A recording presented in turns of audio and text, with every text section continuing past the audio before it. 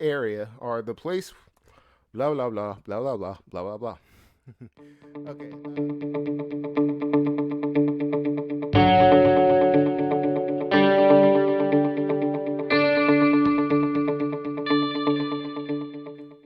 Hey guys, this is Josh with Next Step Cubing. What we're going to do today is the next step in our CFOP series, which is doing F2L's. Now, F2L's are going to stand for the first two layers. In other words, after doing the cross, what we're going to do is finish solving the first two layers by actually pairing up both a white corner and its matching edge piece and slotting both of them into each of these places. So, and the reason for doing that is whenever we try to solve, like doing each individual corner piece and then doing the edge piece, it takes a lot of moves and a lot of extra time. Whereas if we just do it by pairing both of these up and slotting both of them together, it saves a whole bunch of steps and it considerably drops your time down. Okay. It does take time to get used to doing F2Ls because most of it is going to be intuitive, which means that a lot of it you're probably going to have to figure out as you practice it and as you do it.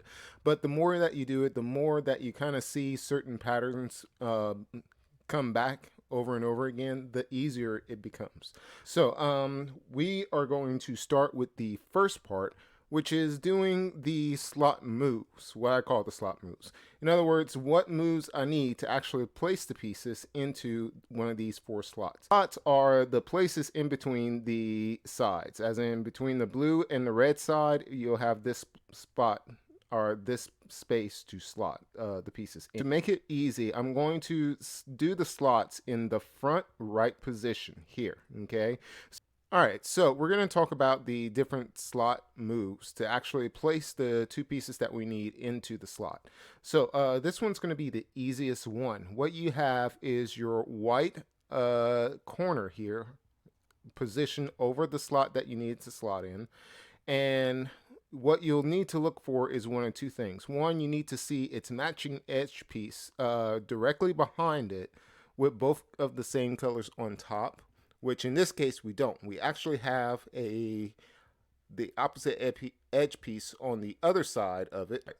So in order to do this move, all we have to do is just this move set, which is R, U, R prime, which pairs up both the edge and the corner piece, puts it in the correct position, and slots it where it needs to go. The next one, it almost looks the same as that one, except whenever we put this piece in the corner like this, what we're going to notice is that the white side is going to face the front this time, and it's not going to be the same on top. We look onto the opposite, and it's still opposite there. So the blue is on top with the corner, the red is on top with the edge. To do this one in this position, we're going to do F prime, U prime, F. Okay, the third position that we have is whenever we have the white corner facing U, like the last one was, but this time we have both the edge and the corner piece are matching right behind each other. So when you see the two pieces like this, we're going to do a new move set. This is what I call the Sledgehammer, and it's a pretty simple move set. All we have to do is R prime, F, R, F prime. Now, the last one that we have is, again, we'll have the white. It's going to face out to the right, and we also have the edge, which is right next to the corner piece, and they're matching on top. For this one, I call it the Hedgeslammer, which the move set for this one is going to be F, R prime, F prime, R. Doing the move sets like this, you notice that it becomes a little bit easier to kind of do the move sets whenever you see it. And so when we see certain move sets and we're in a different position, let's say for instance, I had to slot in my left front side, and I see the one that if I turned it this way, it would be that F prime, U prime, F one. But if I had it this way, I can easily do my left-handed sexy, which is going to be the L prime, U prime, L, and then U, but we don't need the U. So if you look for things like that, it makes it a little bit easier to kind of just do different algorithms to solve the same thing.